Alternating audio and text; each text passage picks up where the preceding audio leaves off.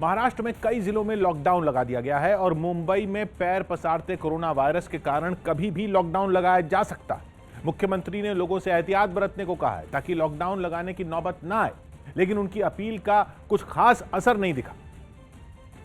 और corona virus से जुड़े निर्देशों का पालन करवाने के लिए बीएमसी के साथ मुंबई पुलिस को भी सख्ती बरतनी पड़ी। बीएमसी की बात है, मुंबई पुलिस भी काफी ज्यादा स्ट्रिक्ट हो गई। आप साफ तौर पर देखते हैं जो लोग बिना मास्क के गाड़ी भी चला रहे हैं उनके खिलाफ मुंबई पुलिस सख्त कार्रवाई कर रही है। हालात ये हैं कि लोग सख्ती के बाद भी सुधरने को तैयार नहीं। लोगों के चेहरों पर मास्क चेक करने के लिए सड़कों पर तैनात पुलिस वालों को एक ऐसा शख्स मिला जो सुबह से 2 बार मास्क न लगाने की वजह से चालान कटवा चुका था। चालान कटवाने की नौबत तीसरी बार भी आ गई तो पुलिस वालों से उसने बहस शुरू कर दी। 2 कार्रवाई हो चुकी है, फिर भी आप मास्क क्यों नहीं लगाते हो? पर सर एक्चुअली गाड़ी का कांच नीचे था। अरे गलती हो गया कि वो वापस करेंगे। आप चाहते हो कि फिर से लॉकडाउन लगे? नहीं सर। सड़कों पर ऐसे लोगों की कोई कमी नहीं है जो मास्क को तो मुसीबत मानते ही हैं, ड्यूटी पर तैनात पुलिस वालों से उलझना भी अपना अधिकार मानते हैं। और यही हाल मुंबई के रेलवे स्टेशनों का है, जहां बीएमसी के कर्मचारी और अधिकारी चालान का चाबुक लेकर खड़े हैं, लेकिन लोगों पर इसका असर नहीं दिख रहा। कुछ ऐसी तस्वीरें दादर स्टेशन से सामने आई, जहां एक आदमी गले में रुमाल लटकाकर बीएमसी के अफसरों के पास पहुंचा। बीएमसी के लोगों ने जब उसे बताया कि मास्क न लगाने की वजह से उसका चालान किया जाएगा तो उसने रुमाल नाक के ऊपर चढ़ा लिया। लेकिन बात यहीं खत्म नहीं हुई, बल्कि बहस शुरू हो गई। वो मानने के लिए तैयार ही नहीं हुआ कि उसने रुमाल नाक के नीचे किया था। कुछ ऐसे लोग न्यूज़ 18 के कैमरे पर भी आए जिन्हें मास्क लगाना मुसीबत लगता है, लेकिन वो कुछ बोलने को तैयार नहीं हुए। क्या आप मुख्यमंत्री की बात सुनी है आपने? अगर मास्क नहीं पहनते हैं तो लॉकडाउन होगा। मास्क क्यों नहीं पहने आपने? सर क्यों बोलना है, मेरे को नहीं बात है बोलने। मुंबई में उन सभी इमारतों को सील करने का काम जोरों पर है जहां कोरोना मरीजों की गिनती 5 या 5 से ज्यादा है। ऐसी इमारतों पर एजेंसियां सख्त हैं, लेकिन मुंबई में शादियों की रौनक पर कोई असर नहीं है। मुंबई के तिलक नगर में हुई एक शादी में बीएमसी की टीम पहुंची। रौनक और चकाचौंध ऐसी कि जैसे कोरोना तो कब का मुंबई को छोड़कर चला गया हो। बिना किसी दूरी का लिहाज किए बेहिसाब भीड़ जमा दिखी। हालांकि बीएमसी के अफसरों के पहुंचते ही लोगों के चेहरों पर मास्क जरूर लग गए। कुछ ऐसी ही रौनक मुंबई के कुछ पब और बार में भी दिखी। अंधेरी इलाके के एक पब में बीएमसी के अफसरों ने छापेमारी की, जहां सारी रात नाच गाना चलता रहा। ये हालात तब हैं जब महाराष्ट्र के कई जिलों में तो पूरी तरह से लॉकडाउन लगा दिया गया है और मुख्यमंत्री साफ कह चुके हैं कि मुंबई में भी लॉकडाउन लगाया जा सकता है। पुणे में स्कूल कॉलेज 28 फरवरी तक के लिए बंद करने का फैसला लिया गया। नासिक में नाइट कर्फ्यू लगाया गया, यानी रात के वक्त लोगों की आवाजाही पर पूरी तरह से रोक है। जबकि कुछ जिले ऐसे हैं जहां संपूर्ण लॉकडाउन लगा दिया गया। इनमें अमरावती, अचलपुर, यवतमाल, अकोला और अकोट शामिल हैं। इन जिलों में फिलहाल लॉकडाउन 1 मार्च की सुबह तक के लिए लगाया गया है। तब तक केवल जरूरी चीजों की दुकानें खोलने की इजाजत होगी। मुंबई में अब तक कोरोना वायरस के मरीजों की बढ़ती गिनती को देखते हुए 1355 इमारतें सील की जा चुकी हैं। सरकार ने पूरे राज्य में हर तरह के राजनीतिक, सामाजिक और धार्मिक कार्यक्रमों पर पाबंदी लगा दी है। उड्डयन मंत्रालय ने विदेश से भारत आने वाले मुसाफिरों के लिए नए दिशा निर्देश जारी कर दिए। न्यूज़ 18 के विक्रांत यादव की रिपोर्ट है कि विदेश से आने वाले सभी यात्रियों को विमान से सफर से पहले एक ऑनलाइन फॉर्म जमा करना होगा, जिसमें उन्हें इस बात पर हामी भरनी होगी कि वो सभी दिशा निर्देशों को ध्यान में रखते हुए ही भारत पहुंचेंगे। साथ ही उन्हें कोरोना की जांच के लिए RT-PCR टेस्ट करवाना भी जरूरी होगा, जो कि यात्रा से 72 घंटे पहले तक का ही होना चाहिए। इसकी रिपोर्ट भी उन्हें ऑनलाइन पोर्टल पर अपलोड करनी होगी। इसके अलावा यात्रा से पहले मुसाफिरों की थर्मल स्क्रीनिंग की जाएगी। खासतौर पर ब्रिटेन, यूरोप और पश्चिम एशिया से आने वाले यात्रियों को इन दिशा निर्देशों का सख्ती से पालन करना होगा। भारत सरकार के ये नए दिशा निर्देश रात 12 बजे से लागू हो जाएंगे। सौभाग्य की एक बात यह कि पता नहीं किस मिट्टी के बने हैं हम। हमें अपनी जान बचाने के लिए केवल मास्क लगाना है और उसके लिए भी हमें पुलिस की जरूरत है। महाराष्ट्र में मरीजों की बढ़ती गिनती की वजह से गुजरात और मध्य प्रदेश जैसे पड़ोसी राज्य ही नहीं, देश के बाकी राज्य भी परेशान हैं। लेकिन महाराष्ट्र के लोगों को चिंता नहीं सता रही। अब भी नहीं जागे तो फिर लॉकडाउन तो लगकर ही रहेगा। अब पूरा देश जानता है कि लॉकडाउन का मतलब क्या होता। पिछली बार जब लॉकडाउन हुआ था तो न जाने कितने लोगों के काम धंधे बंद हो गए, लोगों की नौकरियां छिन गई, लोगों के पास खाने तक का संकट खड़ा हो गया। जब ये सारी मुसीबत आई तब हमें जल्दी थी कि किसी तरह शहर अनलॉक हो जाए, और अब जब अनलॉक से एक बार फिर लॉकडाउन की नौबत है तो हमें मास्क लगाने में भी परेशानी है। पिछले 10 दिनों में महाराष्ट्र में कोरोना वायरस के करीब 47,000 मरीज मिल चुके हैं। लगातार 3 दिन से रोजाना 6,000 से ज्यादा मरीज कोरोना पॉजिटिव मिल रहे हैं। सबसे ज्यादा बुरी हालत मुंबई की है, जहां रोजाना नए कोरोना मरीजों का आंकड़ा 1000 के करीब पहुंचने लगा है। लेकिन एक तरफ इन्फेक्शन बढ़ रहा है, दूसरी तरफ लापरवाही बढ़ रही है। मुंबई देश की आर्थिक राजधानी है। अगर मुंबई में लॉकडाउन लगाना पड़ा तो नुकसान का अंदाजा भी लगाना मुश्किल होगा। अनुमान के मुताबिक देश की कुल जीडीपी से 6% अकेला मुंबई से आता है। पूरे महाराष्ट्र की जीडीपी का 66% हिस्सा मुंबई से आता है। अगर लॉकडाउन लगा तो कमाई का ही नुकसान नहीं होगा, लोगों से रोजगार भी छिनेंगे, रोजी रोटी का संकट भी खड़ा होगा।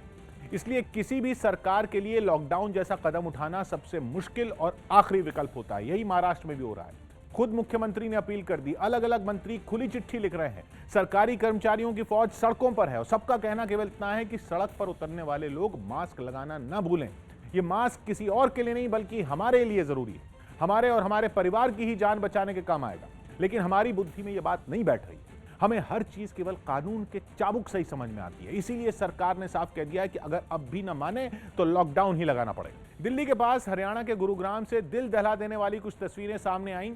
वहां 2 हथियारबंद बदमाशों ने दिन दहाड़े एक कार सवार आदमी की गोली मारकर हत्या कर दी। बताया गया कि इस हमले में उसे 18 गोलियां लगी। वो घर से निकला तो कहीं जाने के लिए था, लेकिन तभी दोनों बदमाशों ने उस पर हमला कर दिया, जिसकी तस्वीरें वहां लगे सीसीटीवी कैमरे में कैद हो गई, जिनमें साफ दिखा कि दोनों बेखौफ बदमाशों ने कार सवार आदमी पर ताबड़तोड़ फायरिंग कर दी। इस दौरान एक बदमाश तो पिस्तौल को दोबारा लोड करता भी दिखा, जिसके सामने की तरफ से ही गाड़ी में बैठे आदमी को गोलियों से छलनी कर दिया। इस हमले के बाद दोनों आरोपी वहां से फरार हो गए। हत्या के इस केस की जानकारी मिलने के फौरन बाद पुलिस वहां पहुंची और बारीकी से घटना की जगह पर जांच पड़ताल शुरू कर दी। मुकदमा दर्ज करने के लिए हमने कह दिया है। जो भी फर्दर इन्वेस्टिगेशन होगी विल आइडेंटिफाई। वारदात के बाद पुलिस को गाड़ी के शीशे चकनाचूर होकर सड़क पर गिरे मिले। कार के सामने वाले शीशे पर भी गोलियों के निशान साफ देखे गए। सौभाग्य की एक बात यह कि दिन दहाड़े हत्या की लाइव तस्वीरों ने सबको सन्न करके रख दिया। यह वारदात इस बात का जीता जागता उदाहरण है कि बदमाश बेखौफ हो गए हैं और अब वो सरेआम किसी की जान लेने से भी नहीं चूकते। शुरुआती जांच में पुलिस इसे आपसी रंजिश के मामले से जोड़कर देख रही है, लेकिन सवाल यह उठता है कि किसी बात पर इतनी भी क्या दुश्मनी की सामने वाले की जिंदगी ही खत्म कर दी जाए। एक परिवार का सदस्य तो चला ही गया, बाद में कुछ रह जाता है तो वो पुलिस की जांच पड़ता है। सच तो यही है कि वो शख्स लौटकर कभी वापस नहीं आ सकता। उस आदमी के परिवार को अब आस है तो आरोपियों के सलाखों के पीछे पहुंचने की और उन्हें सजा मिलने की, ताकि उसके कातिलों को उनके गुनाह पर पश्चाताप हो सके। उत्तर प्रदेश सरकार ने अपने बजट में राज्य के धार्मिक स्थलों के लिए खजाना खोल दिया। न्यूज़ 18 के अजीत सिंह की रिपोर्ट है कि राज्य की योगी सरकार ने अपने कार्यकाल के आखिरी साल में लंबा चौड़ा बजट पेश किया, जिसमें अयोध्या और मथुरा जैसे धार्मिक शहरों पर खास ध्यान दिया गया। अयोध्या में एयरपोर्ट बनाने के लिए राज्य सरकार ने अपने बजट में 101 करोड़ रुपए दिए। यही नहीं, वहां राम मंदिर तक सड़क बनाने के लिए 300 करोड़ रुपए आवंटित किए गए। इसके अलावा मथुरा को ध्यान में रखकर यमुना एक्सप्रेसवे के किनारे बनने वाले जेवर एयरपोर्ट के लिए बजट में 2000 करोड़ रुपए दिए गए। साथ ही राज्य सरकार की ओर से कहा गया कि इस साल चित्रकूट और सोनभद्र एयरपोर्ट भी शुरू हो जाएंगे। बजट में प्रधानमंत्री के संसदीय क्षेत्र वाराणसी को सजाने संवारने पर भी ध्यान दिया गया। इस बार यूपी की योगी सरकार ने 5,50,270 करोड़ का बजट पेश किया, जो राज्य के इतिहास का सबसे बड़ा बजट है। बंगाल के हुगली की अपनी रैली में प्रधानमंत्री ने ममता सरकार पर जोरदार हमला किया और राज्य में विकास के लिए लोगों से सत्ता परिवर्तन करने की अपील की। उन्होंने वहां कई रेल परियोजनाओं की भी शुरुआत की।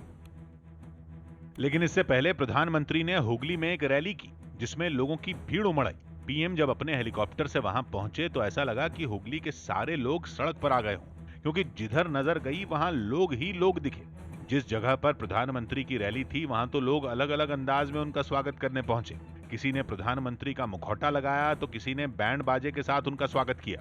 पीएम मोदी की जनसभा के लिए हुगली मैदान में डनलप ग्राउंड जो है, यहाँ पर भीड़ इकट्ठा हो गई है और जो कार्यकर्ता हैं, जो भाजपा के लोग हैं, उनमें उत्साह साफ तौर पर देखा जा सकता है। प्रधानमंत्री जब मंच पर पहुंचे तो लोगों के प्यार से उन्हें जो खुशी मिली वो उनके चेहरे पर दिखी, जिसके बाद उन्होंने उम्मीद जताई कि इस बार बंगाल सत्ता परिवर्तन की राह पर है।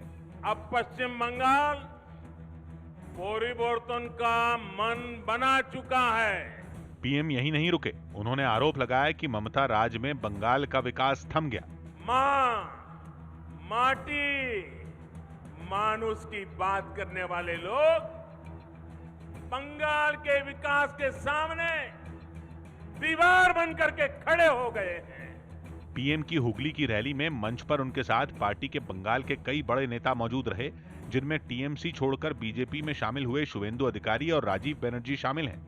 वहीं पश्चिम बंगाल में सियासी जमीन मजबूत करने में जुटी बीजेपी ने अपने चुनाव प्रचार अभियान को और तेज करने का प्लान बनाया है। न्यूज 18 के यतेंद्र शर्मा की रिपोर्ट है कि बंगाल चुनाव के लिए बीजेपी 1500 से ज्यादा रैलियां करने की तैयारी में है। खबर है कि इन रैलियों के लिए केंद्रीय मंत्रियों और बीजेपी शासित राज्यों के मुख्यमंत्रियों के साथ प्रधानमंत्री को भी बुलाया जाएगा, क्योंकि सूत्रों के मुताबिक प्रधानमंत्री, गृह मंत्री और बीजेपी अध्यक्ष जेपी नड्डा की रैलियों की ज्यादा मांग हो रही है। और इसी सिलसिले में सुबह कोलकाता में एक बड़ी बैठक भी हो सकती है, जिसमें इस रणनीति पर मंथन होगा। प्रधानमंत्री नरेंद्र मोदी जी की तरह एक नेता है, जिन्हें देश में हर जगह जहां जाएं उन्हें लोग सुनने के लिए बहुत खुश होते हैं और उनसे एक मांग आती है कि उनकी ज्यादा से ज्यादा रैलीज हो। सौभाग्य की बात यह कि बंगाल में जीत के लिए बीजेपी अपने बड़े चेहरों पर दांव खेलने की तैयारी कर रही है। माना जा रहा है कि सबसे ज्यादा जोर प्रधानमंत्री, गृह मंत्री और बीजेपी अध्यक्ष की रैलियों पर होगा। मतलब यह कि अभी प्रधानमंत्री बंगाल में कई रैलियां कर सकते हैं, क्योंकि अब तक उन्होंने जितनी सभाएं की उनमें भारी भीड़ उमड़ी। साथ ही पार्टी का दावा है कि परिवर्तन यात्रा को भी बंगाल में अच्छी प्रतिक्रिया मिली है, जिससे बंगाल में बीजेपी के कार्यकर्ताओं का मनोबल ऊंचा है और आगे भी इसे बनाए रखने के लिए पार्टी चुनाव प्रचार में तेजी लाने की प्लानिंग कर रही है।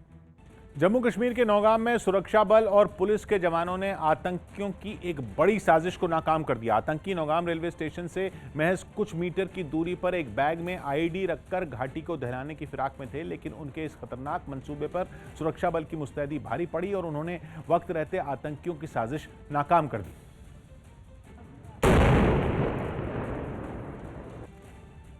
कार्रवाई के दौरान सेना ने पूरे इलाके को घेर लिया। खतरे को देखते हुए पास के हाईवे पर भी आवाजाही रोक दी गई। फिर बम निरोधक दस्ते ने आईडी में धमाका कर आतंकियों की साजिश का अंत कर दिया। तो आपने देखा कि किस तरीके से धमाका हुआ और धमाके की शिद्दत बहुत ज्यादा थी। ये आईडी ये जो यहाँ पे रखी गई थी, आईडी पूरी तरह से नष्ट हुआ या नहीं, इसकी तसल्ली के लिए कुछ जवान फिर मौके पर गए। जिस जगह पर विस्फोटक को नष्ट किया गया वहां बड़ा गड्ढा बन गया। सीआरपीएफ, पुलिस और आर्मी ने डिटेक्ट किया है और अभी आपके सामने डिफ्यूज किया है। कार्रवाई पूरी होने के बाद हाईवे को खोल दिया गया, जिसके बाद वहां फंसी गाड़ियां आगे बढ़ीं, जिसके बाद वहां मौजूद जवान अपनी आगे की छानबीन में जुट गए। इलाके को घेर कर सुरक्षा बल ने वहां सर्च ऑपरेशन शुरू कर दिया। जवानों के साथ खोजी कुत्तों को भी इस काम में लगाया गया। सौभाग्य की बात यह कि घाटी को दहलाने की साजिश को सुरक्षा बल के जवानों ने नाकाम कर दिया। पिछले कुछ दिनों से आतंकी जम्मू कश्मीर के कुछ इलाकों में अपने नापाक मंसूबों को अंजाम देने की फिराक में हैं, लेकिन जवानों की मुस्तैदी हर बार उनकी इस चाल को नाकाम कर रही है। इस बार भी जवानों ने पुलिस के साथ मिलकर आतंकियों की दाल नहीं गलने दी। 5 राज्यों में चुनाव की आहट से ठीक पहले कांग्रेस ने पुदुच्चेरी में सत्ता गंवा दी। न्यूज 18 के विक्रांत यादव की रिपोर्ट है कि 5 विधायकों के इस्तीफे के बाद राज्य की नारायणसामी सरकार अल्पमत में आ गई थी, जिसके बाद विपक्ष की मांग पर उपराज्यपाल ने मुख्यमंत्री को विधानसभा में बहुमत साबित करने को कहा, लेकिन 30 सदस्यों वाली विधानसभा में नारायणसामी फ्लोर टेस्ट पास नहीं कर पाए और कांग्रेस के हाथ से पुदुच्चेरी की सत्ता चली गई। जिसके बाद बीजेपी ने कांग्रेस पर तंज कसा और राहुल के पुदुच्चेरी दौरे को इससे जोड़ दिया, जबकि कांग्रेस का आरोप है कि उसकी सरकार गिरने के पीछे बीजेपी का हाथ, क्योंकि इस्तीफा देने वाले विधायकों में 2 बीजेपी के संपर्क में हैं। लेकिन खबर है कि बीजेपी फिलहाल वहां सरकार बनाने के पक्ष में नहीं है, क्योंकि उसके नेताओं के मुताबिक चुनाव जीतने के बाद ही वो वहां सरकार बनाएगी। हरियाणा के जींद में कृषि सुधार कानूनों का विरोध कर रहे कुछ किसानों ने खेतों में खड़ी फसलें नष्ट कर दी। इससे पहले किसान नेता राकेश टिकैत ने किसानों से आंदोलन के लिए अपनी फसल नष्ट करने की अपील की थी, जिसका असर भी देखने को मिला। हरियाणा के जींद में कुछ किसानों ने खेतों में खड़ी फसल नष्ट करनी शुरू कर दी। इन किसानों ने गेहूं की फसल को खेत में ही ट्रैक्टर चलाकर जोत दिया। सरकार के अगर नहीं मानी हम सारी फसल को बांट देंगे। यही नहीं, किसानों ने ऐलान किया कि अगर सरकार ने कृषि सुधार कानून वापस नहीं लिए तो वो अगली फसल भी नहीं बोएंगे। इससे पहले सरकार अपना फैसला वापस नहीं ले लेती तब तक हम कोई फसल की बिजाई नहीं करेंगे। इससे पहले इन किसानों ने खेतों में ही कृषि सुधार कानूनों के खिलाफ नारेबाजी की और फिर फसलों को नष्ट करना शुरू कर दिया। सौभाग्य की बात यह है कि कृषि सुधार कानूनों के खिलाफ दिल्ली की सीमाओं पर पिछले कुछ महीने से आंदोलन जारी है। हालांकि कुछ वक्त से किसानों की संख्या में कमी देखने को मिली है। कहा यह गया कि किसान अपनी तैयार फसल काटने के लिए खेतों में लौट रहे हैं, जिसकी वजह से आंदोलन में भीड़ कम हुई है। ये जानकारी सामने आने के बाद किसान नेता राकेश टिकैत ने किसानों से आंदोलन के लिए अपनी फसल का बलिदान देने की अपील की। उनकी इस अपील के बाद कई जगहों पर किसान अपनी खड़ी फसल को नष्ट करने लगे। और महंगाई के मुद्दे पर बिहार की सियासत भी गर्माती दिखी। बिहार विधानसभा के बजट सत्र के दौरान तेल के मुद्दे पर विपक्ष ने नीतीश सरकार के खिलाफ प्रदर्शन जारी रखा। बजट सत्र के पहले ही दिन विपक्ष ने राज्य सरकार के खिलाफ हल्ला बोल किया था, जिसे उसने आगे भी जारी रखा। इस बार बिहार विधानसभा में नेता प्रतिपक्ष तेजस्वी यादव ने राज्य सरकार के खिलाफ मोर्चा संभाला। वो पेट्रोल डीजल के बढ़ते दामों का विरोध करने के लिए ट्रैक्टर पर सवार होकर निकले। तेजस्वी खुद ट्रैक्टर चलाकर विधानसभा पहुंचे। पेट्रोल और डीजल की कीमतों में इजाफे के खिलाफ तेजस्वी यादव आज ट्रैक्टर पर सवार होकर विधानसभा के लिए निकले हैं। हालांकि सुरक्षा कर्मियों ने उन्हें ट्रैक्टर से विधानसभा में एंट्री नहीं लेने दी, जिसके बाद वो उससे उतरकर गाड़ी में सवार हुए और अंदर चले गए। लेकिन इससे पहले तेजस्वी ने तेल के बढ़े दामों को किसानों की दिक्कत से जोड़ा और नीतीश सरकार पर किसानों को परेशान करने का आरोप लगाया। पेट्रोल डीजल का आसमान छूते जा रहे हैं। सरकार जो है ये जानबूझ करके किसानों पर हमला कर रही है। जिसके बाद बीजेपी ने विपक्ष को नसीहत दी कि वो सदन की मर्यादा बनाए रखे। कम से कम सदन को रंगमंच न समझें, सदन की गरिमा को जरूर बरकरार रखें। आरजेडी समेत दूसरी विपक्षी पार्टियों ने इस मुद्दे पर सदन के अंदर भी हंगामा किया। अपना विरोध जताने के लिए इन पार्टियों ने बजट सत्र का वो दिन चुना जिस दिन बिहार के deputy CM Tarkishore Prasad budget पेश करने वाले थे। खबर है कि चुनावी राज्य केरल में फिर से कोरोना मरीजों के बढ़ने से चुनाव आयोग चिंतित है। न्यूज़ 18 के नीरज कुमार की रिपोर्ट है कि राज्य में लगातार कोरोना मरीजों के बढ़ने की वजह से आयोग को फिर से चुनाव प्रबंधन पर सोचने पर मजबूर कर दिया है।